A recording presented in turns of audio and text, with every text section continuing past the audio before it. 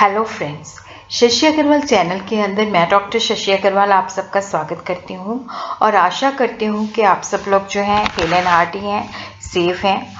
और आज का जो हमारा टॉपिक है that is the balance of payment, जो कि काफ़ी सारे subjects international economics, international trade, international finance, macro economics, business environment और कॉम्पिटिटिव एग्ज़ाम के अंदर, नेट के एग्ज़ाम के अंदर, कॉमर्स एंड मैनेजमेंट के अंदर काफ़ी रेलिवेंट है। बैलेंस ऑफ पेमेंट जो है इसको हम 3 पार्ट्स के अंदर स्टडी करेंगे। आज इसका मैं आपको सेकंड पार्ट करवाऊंगी। फर्स्ट पार्ट के अंदर हम लोगों ने कवर किया है बैलेंस ऑफ पेमेंट का मतलब क्या होता है, what is the difference between the balance of payment and the balance of trade, what are the various component of the balance of payment. और वहाँ पे हमने करंट अकाउंट को जो है डीपली स्टडी किया था। कैपिटल अकाउंट के बारे में मैंने हल्का फुल्का बताया था। तो इस वीडियो के अंदर हमारा जो फोकस रहता है तीनों कंपोनेंट, जो करंट अकाउंट हम ऑलरेडी कर चुके हैं, कैपिटल अकाउंट, ऑफिशियल रिजर्व, उसको हम अच्छी तरह से स्टडी करेंगे। और what is the difference between the current account and the capital account, उसको भी मैं बताऊंगी। और उसी तरह यहाँ पे ये भी मैं बताऊंगी कि जो इक्विलिब्रियम जो होता है कहाँ पे होता है, डिसइक्विलिब्रियम का मतलब क्या होता है। नेक्स्ट वीडियो के अंदर हमारा जो फोकस रहेगा कि डिसइक्विलिब्रियम को हम डीपली स्टडी करेंगे, क्या फैक्टर्स हैं जो कॉज करते हैं और किस तरह से हम डिसइक्विलिब्रियम को जो है रिमूव कर सकते हैं। वो थर्ड वीडियो के अंदर जो है हमारा फोकस रहेगा। तो बैलेंस ऑफ पेमेंट के जो मेन कंपोनेंट है current account and capital account. जो करंट अकाउंट है ये हमें नेट इनकम के बारे में बताता है। देखो यहाँ पे कोई एसेट और लाइबिलिटी जो है इम्पैक्ट नहीं होता। और जो कैपिटल अकाउंट है यहाँ पे एसेट और लाइबिलिटी के अंदर जो नेट चेंजेस होते हैं उसको ये हाईलाइट करता है। कैपिटल अकाउंट जो है ये इनफ्लो और आउटफ्लो ऑफ कैपिटल को डिपिक्ट करता है और जो कि देश के फॉरेन एसेट्स, जो देश के एसेट्स एंड लाइबिलिटी को इम्पैक्ट करता है। और उसी तरह यहाँ पे जब हम कैपिटल अकाउंट की बात करते हैं तो ये debt is concern with the international trade transaction between the citizen of one country and with the rest of the world. देखो यहाँ पे कैपिटल अकाउंट जो है, जो करंट अकाउंट के अंदर जो डेफिसिट होता है उसको फिनांस करने के लिए यूज किया जाता है और ये करंट अकाउंट का सरप्लस भी अब्सॉर्ब करता है। और जब हम कैपिटल अकाउंट की बात करते हैं तो it is concern with the financial transfer. तो इसका इनकम, आउटपुट और एम्प्लॉयमेंट के ऊपर डायरेक्ट इम्पैक्ट नहीं होता है जैसे कि करंट अकाउंट का होता है। इंटरनेशनल मॉनेटरी फंड जो है कैपिटल अकाउंट को 2 हिस्सों में डिवाइड करता है, financial account and capital account. तो यहाँ पे बेसिकली क्या है कि देखो जो फाइनेंशियल अकाउंट और कैपिटल अकाउंट है ये फाइनेंशियल क्लेम के अंदर जो नेट फ्लो है उसको मेयर करता है और एसेट पोजीशन के अंदर जो चेंजेस आती हैं उसको हाईलाइट करता है। फाइनेंशियल अकाउंट जो है, जैसे मैंने आपको बताया कि इंटरनेशनल मॉनेटरी फंड जो है यहाँ पे एक फाइनेंशियल अकाउंट है और कैपिटल अकाउंट है। तो फाइनेंशियल अकाउंट के अंदर हम मेयर करते हैं इंक्रीज और decrease in the internationally ownership of asset के अंदर जो इंक्रीज और डिक्रीज होता है। और ये जो एसेट्स होती हैं जिनके अंदर foreign direct investment, security and gold and foreign exchange reserve आ जाता है। कैपिटल अकाउंट जो है फाइनेंशियल ट्रांजैक्शन को मेयर करता है जो इनकम, प्रोडक्शन और सेविंग को इफेक्ट नहीं करती, जैसे ट्रेडमार्क्स का जो ट्रांसफर होता है, कॉपीराइट्स का ट्रांसफर होता है, वो कैपिटल अकाउंट के अंदर होता है और वो डायरेक्टली जो है इनकम, जो है प्रोडक्शन और एम्प्लॉयमेंट को इम्पैक्ट नहीं करता।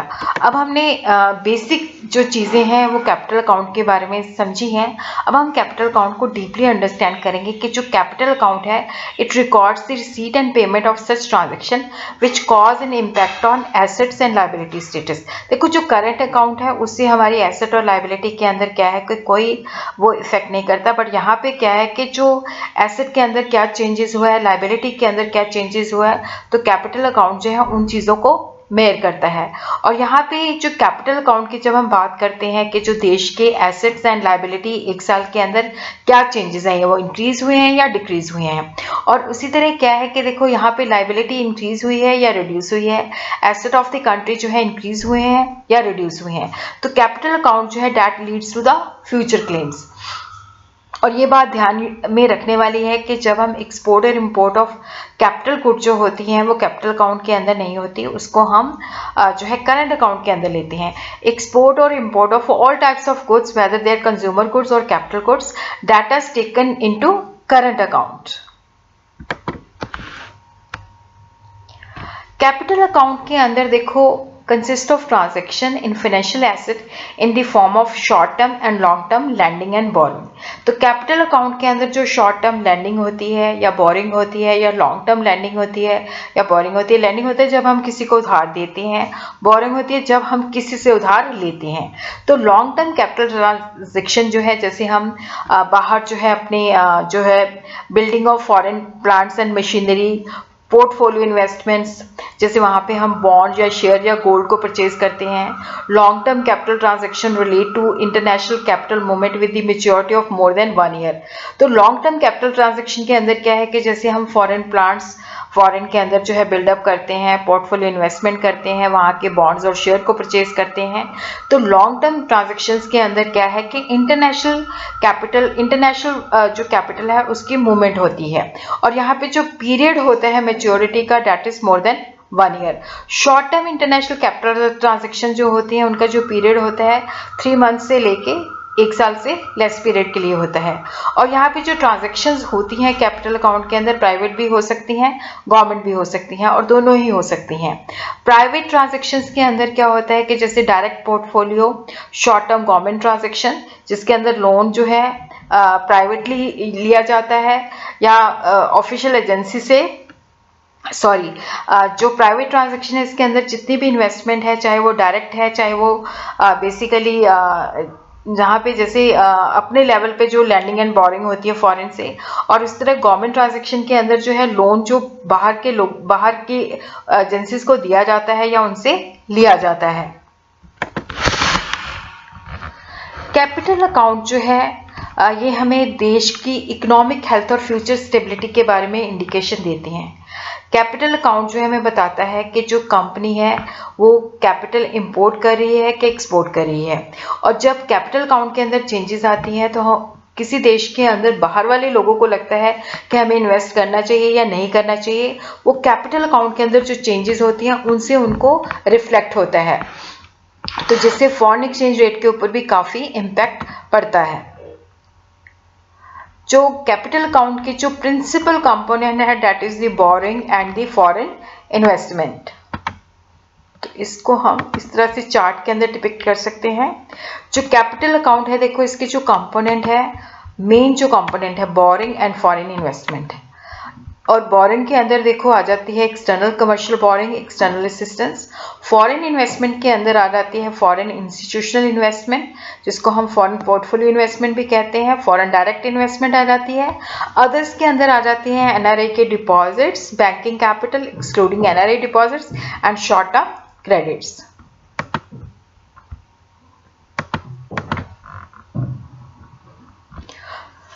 कंपोनेंट ऑफ कैपिटल अकाउंट के अंदर फर्स्ट जो है बोरोइंग है, जिसको हम 2 पार्ट्स के अंदर कर सकते हैं, external commercial borrowing and external assistance. देखो जो एक्सटर्नल कमर्शियल बोरोइंग होती है that is available at the market rate. External assistance जो होती है वो कंसेशनल रेट ऑफ इंटरेस्ट के ऊपर अवेलेबल होती है। देखो जब हम दूसरे देशों से उधार लेते हैं तो हमारी लाइबिलिटी बढ़ जाती है, और ये कैपिटल अकाउंट की क्रेडिट साइड पे रिकॉर्ड होता है, क्योंकि जब हम पैसे उधार लेते हैं तो हमारे पास फॉरेन फंड्स आते हैं। और उसी तरह क्या होता है कि देखो जितनी भी फॉरेन एक्सचेंज की रिसीट्स होती है they are recorded at the receipt side, और जब हम दूसरे देशों को लेंड करते हैं तो वो डेबिट साइड पे होता है, क्योंकि इसका मतलब होता है कि हमारा पैसा बाहर जा रहा है। और उसी तरह बोरिंग को अंडरस्टैंड कर लिया। फॉरेन इन्वेस्टमेंट 2 टाइप की है, portfolio investment and the foreign direct investment. Portfolio investment के अंदर क्या होता है कि देखो यहाँ पे जो इन्वेस्टर्स हैं दूसरे देशों के अंदर उन्होंने जो सिक्योरिटीज और फाइनेंशियल एसेट हेल्ड किए हुए हैं, और यहाँ पे देखो कंपनी के जो एसेट्स हैं उनकी डायरेक्ट ऑनरशिप नहीं होती। यहाँ पे फॉरेन इंस्टीट्यूशनल इन्वेस्टमेंट जो होती है ये शेयर्स या बॉन्ड्स के अंदर जो इन्वेस्टमेंट्स होती हैं। लेकिन जब हम फॉरेन डायरेक्ट इन्वेस्टमेंट की बात करते हैं तो देखो यहाँ पे जो दूसरा देश है उसके नागरिक जो हैं, जैसे मान लो इंडिया के अंदर अमेरिका के लोग जो है इन्वेस्ट कर रहे हैं। तो ये फॉरेन डायरेक्ट इन्वेस्टमेंट है। इसके अंदर क्या होता है कि एक देश से दूसरे देश के अंदर कैपिटल फ्लो करती है और यहाँ पे जैसे वो अपना बिजनेस सेटअप करते हैं तो definitely that relates to ownership of enterprise. जो पोर्टफोलियो इन्वेस्टमेंट्स होती है इसके अंदर इनडायरेक्ट ऑनरशिप होती है, डायरेक्ट ऑनरशिप नहीं होती। जब हम कंपनीज के शेयर्स और बॉन्ड्स को परचेज करते हैं तो that is portfolio investment. Foreign direct investment के अंदर क्या होता है कि जब हम यहाँ पे ऑनरशिप जो है जो डोमेस्टिक इकोनॉमी के अंदर, जैसे इंडिया के अंदर जो है कोई बाहर का देश या बाहर के नागरिक जो है कोई इसके अंदर बिजनेस के अंदर उनकी हिस्सेदारी है या कोई बिजनेस सेटअप करते हैं तो वो फॉरेन डायरेक्ट इन्वेस्टमेंट होती है जहाँ से बाहर से फंड जो है इंडिया के अंदर आते हैं। Other component of the capital account, देखो जो बोरिंग और इन्वेस्टमेंट है ये दो मेन कंपोनेंट है, प्रिंसिपल कंपोनेंट है। अदर कंपोनेंट जैसे एनआरई डिपॉजिट है तो ये भी सिग्निफिकेंट जो है एलिमेंट है कैपिटल अकाउंट का। तो यहाँ पे भी क्या है कि देखो जो एनआरई डिपॉजिट जो डोमेस्टिक इकोनॉमी, जैसे हमारे इंडिया के अंदर जो एनआरई डिपॉजिट्स हैं वो कैपिटल अकाउंट का ही हिस्सा भेजे जाते हैं और जो एनआरआई अपनी फैमिली को पैसे भेजते हैं वो कैपिटल अकाउंट के अंदर नहीं लेते, वो करंट ट्रांसफर्स के अंदर लिए जाते हैं। और देखो जो deposit held by NRI in the domestic economy that are to be taken as a component of the capital account, जो अपनी फैमिली को भेजते हैं that is included under the current account, that is not taken under the capital account. Banking capital जिसके अंदर NRI deposit को छोड़ के जो फॉरेन एसेट जो है that is held by the commercial banks. और उसी तरह शॉर्ट टर्म ट्रेड क्रेडिट जिसके अंदर क्या होता है कि देखो जहाँ पे जब हम इंटरनेशनल मार्केट के अंदर कुछ भी परचेज करते हैं बट इमीडिएट पेमेंट नहीं करते तो यहाँ पे जो हमारे पास फॉरेन एक्सचेंज का इनवर्ड होता है, जो आता है फंड वो पॉजिटिव साइन होता है, उसको हम रिसीट साइड पे लेते हैं। जब हम शॉर्ट टर्म डेट की रीपेमेंट करते हैं तो वो आउटफ्लो होता है, तो उसको हम जो है डेबिट साइड पे, नेगेटिव साइड पे जो है रिकॉर्ड करते हैं। और उसी तरह देखो जो कैपिटल अकाउंट है हम समराइज कर सकते हैं, record all the payments to the rest of the world. ठीक है, कैपिटल अकाउंट के अंदर क्या है कि जो पेमेंट्स होती हैं वो डेबिट साइड पे, जो रिसीट्स होती हैं जहाँ पे इनफ्लो होता है जब हमारे पास फॉरेन फंड्स आते हैं तो that is taken on the credit side. और उसी तरह जो कैपिटल अकाउंट का नेट इम्पैक्ट क्या है, जिसके अंदर क्या होता है कि हम रिसीट माइनस पेमेंट, रिसीट ज़्यादा है कि पेमेंट ज़्यादा है तो वो नेट इम्पैक्ट पॉजिटिव या नेगेटिव होता है। Flow in the capital account are shown as a net capital flow. Net flow जो है पॉजिटिव भी हो सकता है, नेगेटिव भी हो सकता है। तो इसको हम एक एग्जाम्पल से अंडरस्टैंड करते हैं। ये देखो ये हमारे पास एक्सटर्नल असिस्टेंस है, ये एक्सटर्नल कमर्शियल बोरोइंग है नेट। यहाँ पे नेट का मतलब है कि जो हमने की है और जो दूसरे देशों ने की है। तो short term credit, banking capital inclusive of NRI deposits, foreign investment net positive, other flow जो है नेट है। तो यहाँ पे जब हम कैपिटल अकाउंट का टोटल करते हैं तो हमारे पास बैलेंस जो है 36,482 आ जाता है।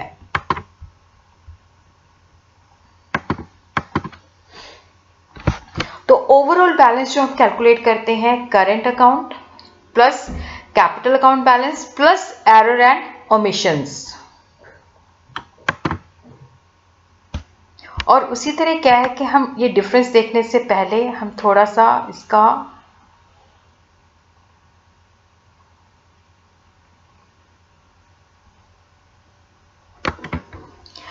तो सबसे पहले हम देखते हैं कि what is the difference between the current account and the capital account. तो यहाँ पे हम देखते हैं कि जो करंट अकाउंट है देखो ये एसेट और लायबिलिटी स्टेटस को इम्पैक्ट नहीं करता।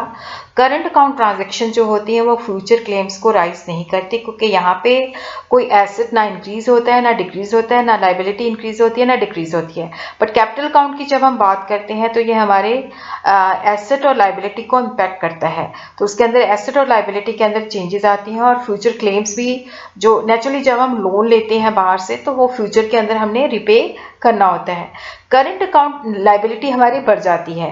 कैपिटल करंट अकाउंट के जो कंपोनेंट होते हैं एक्सपोर्ट और import of visible plus invisible, और उसी तरह करंट ट्रांसफर्स होती हैं। कैपिटल अकाउंट के अंदर देखो जो मेन कंपोनेंट होते हैं बोरिंग एंड फॉरेन इन्वेस्टमेंट, जो अदर कंपोनेंट्स होते हैं NRI deposit, banking capital and short term debt. और उसी तरह हम देखते हैं कि what is the significance of, जब हम करंट अकाउंट को स्टडी करते हैं, करंट अकाउंट हमें बताती है कि हमारी एक्सपोर्ट ज़्यादा है कि इंपोर्ट ज़्यादा है। Current account transaction reveal export minus import, जो कि इंपॉर्टेंट कंपोनेंट है कि हमारा करंट अकाउंट डेफिसिट है कि सरप्लस है। और उसी तरह क्या है कि देखो ये net factor income from abroad भी बताती है, जो कि इंपॉर्टेंट कंपोनेंट है। और इनका जो करंट अकाउंट जो है, इसका आउटपुट इनकम और एम्प्लॉयमेंट के ऊपर डायरेक्ट इम्पैक्ट होता है। बट जब हम कैपिटल अकाउंट को देखते हैं तो ये हमें बताता है कि हमने कितनी बोरोइंग की हुई है। और अगर हमने बहुत ज़्यादा बोरोइंग की हुई है तो इट मीन्स कि हमारी डोमेस्टिक इकॉनमी बैकवर्ड है, हमें दूसरे देशों के ऊपर डिपेंड करना पड़ता है। और उसी तरह कैपिटल अकाउंट से हमें पता चलता है कि फॉरेन इन्वेस्टमेंट हमारे देश के अंदर कितनी है, हमारी इकोनॉमी दूसरे देशों को कितनी अट्रैक्टिव लगती है। कैपिटल अकाउंट जो है डायरेक्ट इम्पैक्ट नहीं करता आउटपुट इनकम एंड एम्प्लॉयमेंट को, लेकिन इससे ये हमारी एसेट और लायबिलिटी जो है उसके बारे में भी इंडिकेशन मिलती है। और उसी तरह अब हमने कैपिटल अकाउंट को अंडरस्टैंड कर लिया, now we will understand official reserve account. तो ये है कि हमारा आरबीआई के अंदर फॉरेन एक्सचेंज रिजर्व कितना है। तो यहाँ पे ओवरऑल बैलेंस जो होता है वो ऑफिशियल रिजर्व अकाउंट के अंदर शो किया रहता है। रिजर्व बैंक ऑफ इंडिया जो है फॉरेन एक्सचेंज रिजर्व को प्रोटेक्ट करके रखती है, और यहाँ पे जितनी भी फॉरेन ट्रांजेक्शन्स होती हैं वो आरबीआई के द्वारा ही रूटेड होती हैं। और यहाँ पे हमारा ओवरऑल बैलेंस जो है पॉजिटिव है। इट मीन्स कि हमारा जो है, if overall balance is positive that it causes increase in the official reserve. अगर हमारा ओवरऑल बैलेंस इज नेगेटिव तो इससे ऑफिशियल रिजर्व जो है डिक्रीज हो जाती हैं। ऑफिशियल रिजर्व अकाउंट जो है that is a part of the capital account. कई बार क्या होता है कि इसको सेपरेटली भी शो किया जाता है, बट जनरली इसको कैपिटल अकाउंट का ही पार्ट माना जाता है। और बैलेंस ऑफ पेमेंट जो होता है ऑलवेज बैलेंस, वो मैं आपको आगे चल के बताऊंगी कि इसका मतलब क्या होता है। ऑफिशियल रिजर्व अकाउंट जो है हमें बताता है कि देखो यहाँ पे for the purpose of balancing balance of payment account increase in the official reserve जो है that is indicated by minus sign. जो डिक्रीज होती है उसको हम पॉजिटिव साइन से इंडिकेट करते हैं। देखो जो बैलेंस ऑफ पेमेंट है वो हमें जो हमारा बैलेंस ऑफ पेमेंट है, अगर परफेक्ट बैलेंस है तो वहाँ पे जो बैलेंस ऑफ पेमेंट अकाउंट जो है दैट इज इक्वल टू 0, जो मैं आगे चल के आपको बताऊंगी इसका मतलब क्या होता है।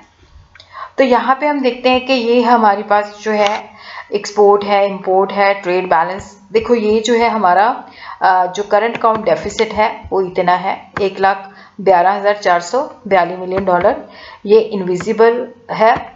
और उसी तरह यहाँ पे ये हमारा करंट अकाउंट बैलेंस है, ये हमारा जो है इंपोर्ट और एक्सपोर्ट के बेसिस पे ट्रेड बैलेंस है। ये इसको इनविजिबल के साथ करेंगे तो यहाँ पे हमारा करंट अकाउंट बैलेंस आ जाएगा। ये हमारा कैपिटल अकाउंट बैलेंस है, ये हमारे एरर एंड एमिशंस हैं, तो ये हमारा ओवरऑल बैलेंस है। तो यहाँ पे ऑफिशियल रिजर्व जो है ये माइनस में है, तो जो कि इसको 0 कर देता है। तो यहाँ पे बैलेंस ऑफ पेमेंट जो है हमेशा परफेक्टली बैलेंस्ड होता है। In case of official reserve account are not shown as a part of the capital account, तो यहाँ पे जब हम इसको सेपरेटली प्रेजेंट करते हैं तो it is classified as below the line.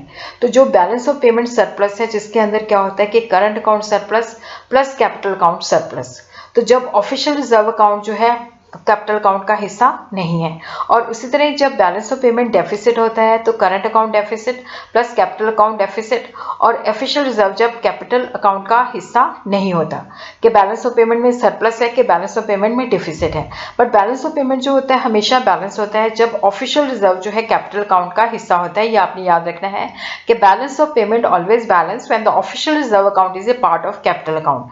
Current account balance plus capital account balance, के जैसे करंट अकाउंट का जो डेफिसिट है उसको कैपिटल अकाउंट बैलेंस जो है उसका जो सरप्लस है वो काउंटर बैलेंस कर देता है, तो ये 0 हो जाता है।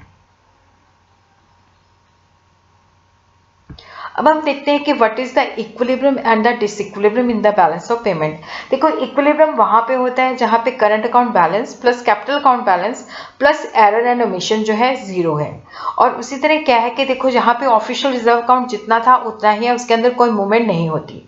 और जब हम एरर एंड ओमिशन को इग्नोर करते हैं तो बैलेंस ऑफ पेमेंट जो है तब बैलेंस होता है current account balance plus capital account. Current account का जो डेफिसिट है उसको कैपिटल अकाउंट बैलेंस का सरप्लस जो है ओवर काउंटर बैलेंस कर देता है। तो यहाँ पे बैलेंस ऑफ पेमेंट जो है 0 है।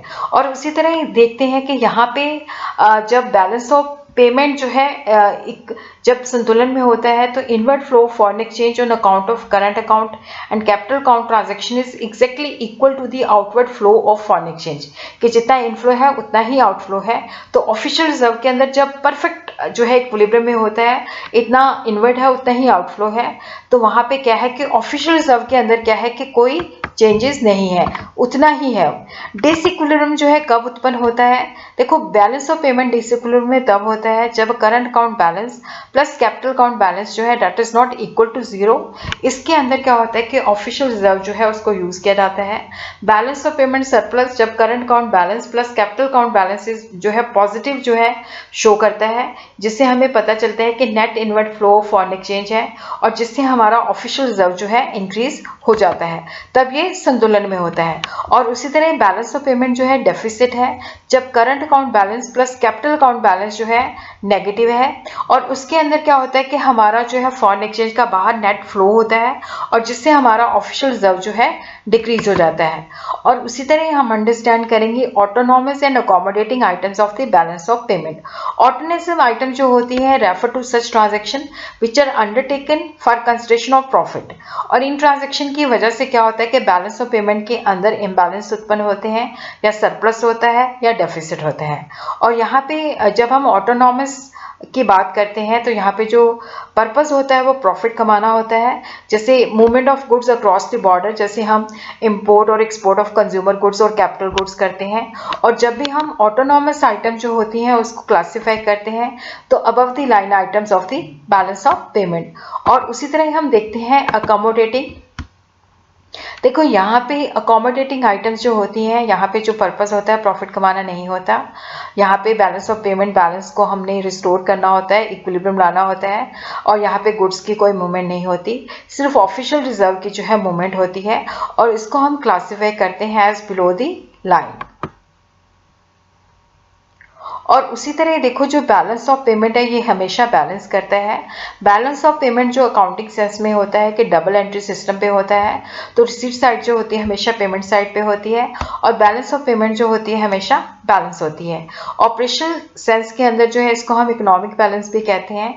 जब करंट अकाउंट डेफिसिट या सरप्लस होता है तो इसको हम कैपिटल अकाउंट की सहायता से क्या है कि बैलेंस करते हैं। और उसी तरह जो करंट अकाउंट का डेफिसिट होता है इसको हम कैपिटल अकाउंट की सरप्लस से बैलेंस करते हैं। और उसी तरह जो करंट अकाउंट का सरप्लस होता है इससे हम जो कैपिटल अकाउंट का डेफिसिट होता है उसकी हम मीटअप करते हैं। तो ये इसका जो है स्ट्रक्चर है, ये रिसीट साइड्स है और ये पेमेंट साइड है। तो ये सारी की सारी जो है करंट अकाउंट की बेसिकली है export of goods, export of services, expenditure by foreign tourists, receipt from the transportation, income from the foreign investments, income from the expenditure of the foreign governments, gifts and donation received from the foreign countries, mixed expenditure। इसी तरह payment side पे import of goods, import of services, expenditure of the resident tourist abroad, payment for the domestic use of foreign transportation, income to foreign government expenditure, gift and donation to the foreigners, or mixed expenditure by resident in the foreign countries। और उसी तरह हम देखते हैं कि जो capital account है, देखो यहाँ पे जैसे repayment of the private loans from private loans जो हमने फॉरेनर से लिया हुआ है, outflow of banking capital, repayment of the loan by the government, reserve and monetary gold, transfer payment, purchase of gold और sale of gold, capital payments, यहाँ पे foreign private loans, inflow of banking capital, loan received by the government, reserve and monetary gold inflow, internationally sale of gold, capital receipts. तो ये हमारी capital account के अंदर जो है रिसीट्स है, पेमेंट्स है। और उसी तरह क्या है कि देखो यहाँ पे करंट अकाउंट डेफिसिट जो होता है जब हमारा total expenditure of the country जो है टोटल रिसीट से इंक्रीज हो जाता है, तो इसको जैसे करंट अकाउंट डेफिसिट है तो total expenditure of the country exceeds its total receipt, so there is a capital inflow in the form of loans from the abroad. जब हमारा करंट अकाउंट डेफिसिट होता है तो हम बाहर से लोन लेते हैं। और उसी तरह क्या होता है कि देखो, अगर कोई देश जो है अगर ग्रो कर रहा है रैपिडली, तो वहाँ पे अगर डेफिसिट होता है तो वह हेल्दी साइन होता है, जिससे क्या होता है कि फॉरेन इन्वेस्टमेंट अट्रैक्ट होती है और जिससे ग्रोथ की स्पीड तेज हो जाती है। कैपिटल अकाउंट बैलेंस जो होता है हमें बताता है कि जो करंट अकाउंट का बैलेंस है, जो करंट अकाउंट का डेफिसिट है, उसको हमने किस तरह से फिनांस किया। और ये शॉर्ट टर्म भी फिनांसिंग हो सकती है, लॉन्ग टर्म फिनांसिंग भी हो सकती है। फिनांस जो है हम कमर्शियल टर्म्स पे भी ले सकते हैं, सॉफ्ट टर्म भी ले सकते हैं। और उसी तरह क्या है कि जब बैलेंस ऑफ पेमेंट जो है डेफिसिट में है या सरप्लस में है तो ऑफिशियल रिजर्व को हम सेपरेट करते हैं। बट अगर करंट अकाउंट के अंदर जो है करंट अकाउंट प्लस कैपिटल जो है डेफिसिट है, तब हम इसको जो है ऑफिशियल रिजर्व से जो है इसको पूरा करते हैं।